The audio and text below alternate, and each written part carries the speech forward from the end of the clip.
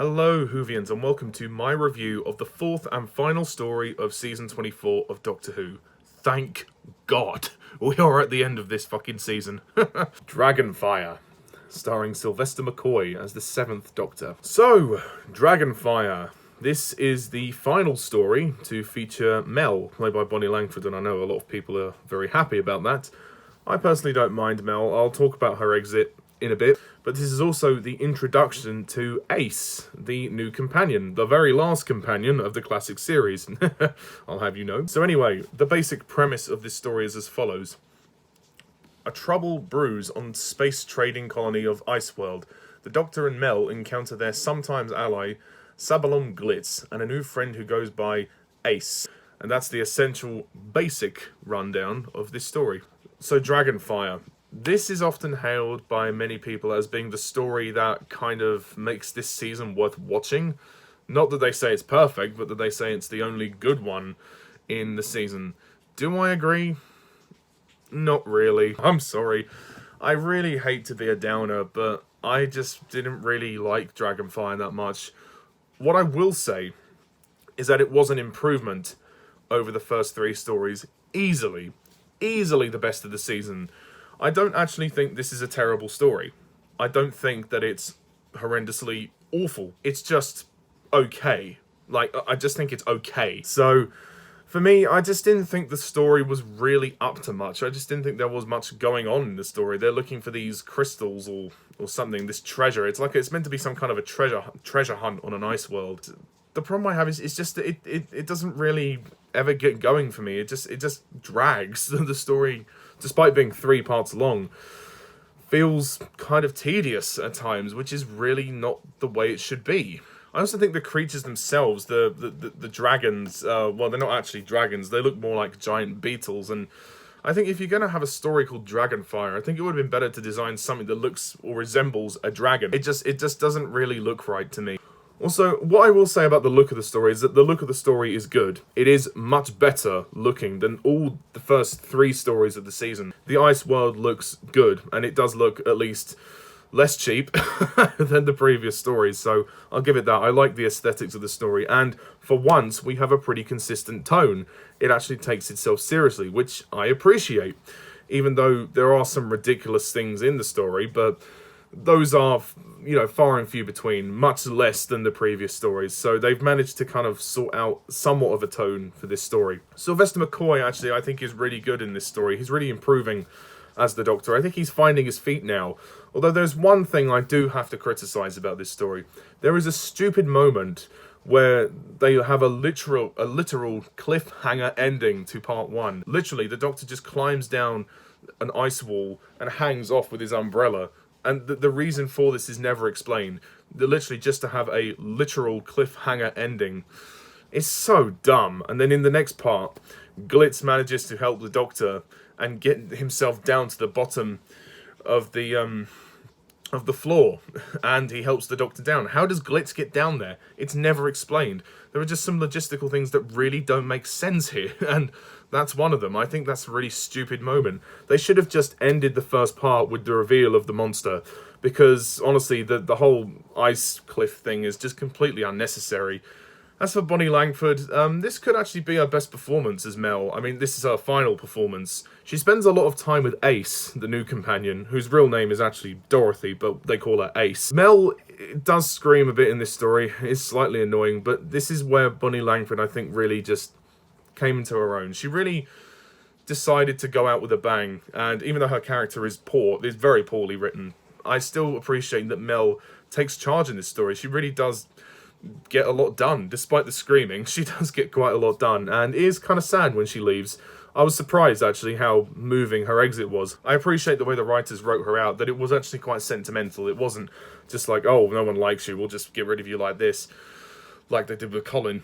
and the moment when McCoy is saying goodbye to her is interesting, because the Doctor's kind of sad, and he doesn't want her to have the last word. He wants to have the last word, and he doesn't want her to go. He's very upset by that. The Doctor can never deal with loss.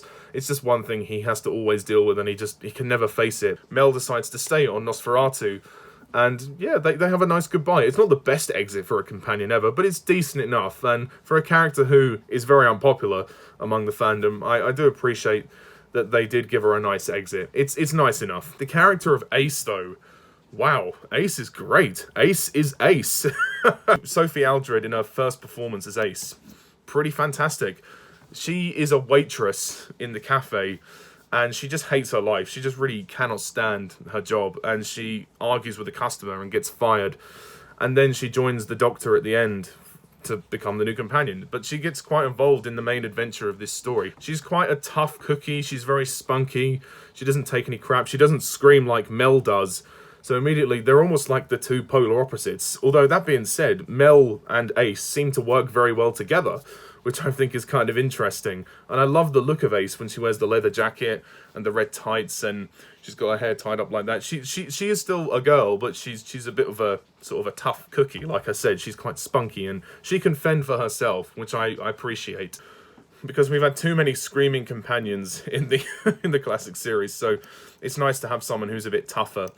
And I think the Doctor gravitates towards her for that reason, because she is strong and she is tough. And I know there's a lot more of Ace to see. There's another 2 seasons. So yeah, I look forward to seeing where she goes from there. As for the human villain, Kane, I honestly don't think he's that good. Played by Edward Peel. His performance is okay, but he's just kind of, "Moo-ha, I'm so evil. Woo-ha-ha-ha." There's not much to his character. He's incredibly one-dimensional. And honestly, the villains are just kind of boring. And there's a lot of scenes which are very boring. And also, for some reason, they focus on this little girl called Stella, who's wearing this fancy dress like a princess outfit. I don't understand why they focus on her. There's moments where she's lost and she's seeing what's going on and she's not saying anything, and then we see her playing with her teddy, and it's like, what does this have to do with anything? It doesn't make any sense. However, the production values are better for this story. As I said, the sets look good, and it definitely looks more believable than the first 3 stories, but I just think the story is kind of nothing. It's just a very who cares plot, but it does a good job of exiting Mel, and it does a good job of introducing Ace, and McCoy is good in the role. But also the character of Glitz, I don't know why they brought him back twice. This is the second time they brought him back. It's not like he was an amazing character in The Mysterious Planet. Okay, they brought him back for the Ultimate Foe, not sure why, but he was okay in that. But here it just seems like they're really overusing him. Like, he doesn't need to be here, and he ends up running the Nosferatu in the end, which is nice, but I just feel they've exhausted this character. There's not much more you can do with him.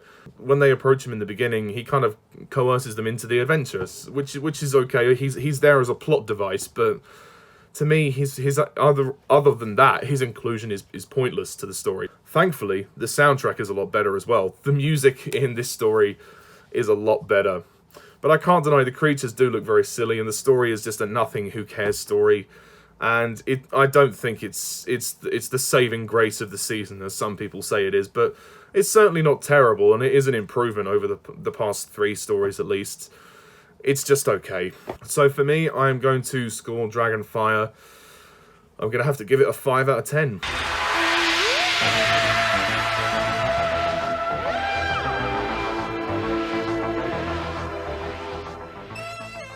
Yeah, it's a very, very mixed bag. Some very stupid things in this story, but it's not a total disaster. That's my review of Dragonfire, and that's my reviews of Season 24. Yay!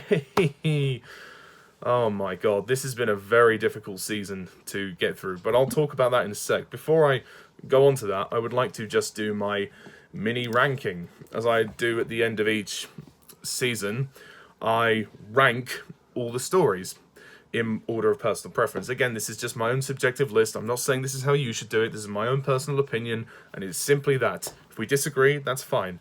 Any nasty comments will be removed. You've been warned. Number 4. Well, this is kind of obvious, isn't it? Time and the Rani.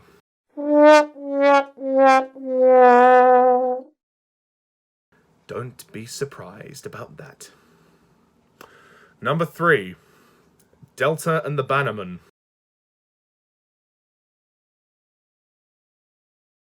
It's not much of an improvement. Number 2.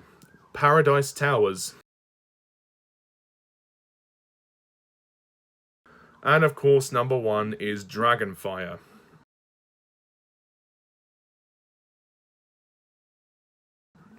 Now, season 24, oh my god, this is a really bad season of Doctor Who. This is quite possibly the worst season so far. It is really, really disappointing. As much as I don't like Colin's era very much, he at least had 2 good stories, one in each season. Like in season 22, he had Vengeance on Varos, which was good, and then in season 23, he had The Ultimate Foe, which I know is technically a bridge to Trial of a Time Lord, but still, I choose to see it as a separate story, to be honest. But with Sylvester McCoy, it's a real shame his era got off to such a crap start. I mean, Dragonfire is a little bit of an improvement, but even so, it's still not great. McCoy himself is good, and I think in Time of the Rani, he's really all over the place. But as it goes on, like as the season goes on, he manages to get a little bit better and he mellows out a bit more. But I know there's 2 more seasons with Sylvester McCoy, so that should be something to look forward to. And of course, this is the season with Mel. Mel's not been the best companion, but she has a decent exit, which is good. It's just, this is probably the cheapest looking season of the show that I've seen. It just looks so bad, with the exception of Dragonfire. That one looks okay. It just doesn't really do anything for me. If you're gonna become a Doctor Who fan, do not, I repeat, do not start with season 24. Please, do not start with this season, because it is really not worth your time. I mean, it's worth watching for the sake of that it's the beginning of Sylvester McCoy's era, but in terms of the stories are really not very good. So don't get excited about that. We now move on to Remembrance of the Daleks, which is the beginning of season 25. So thank you very much all for watching, and also a massive shout out to Nicholas Payne for lending me the DVD as always. And until next time, I'm Mr. TARDIS11. Thank you very much. See you soon. Bye for now.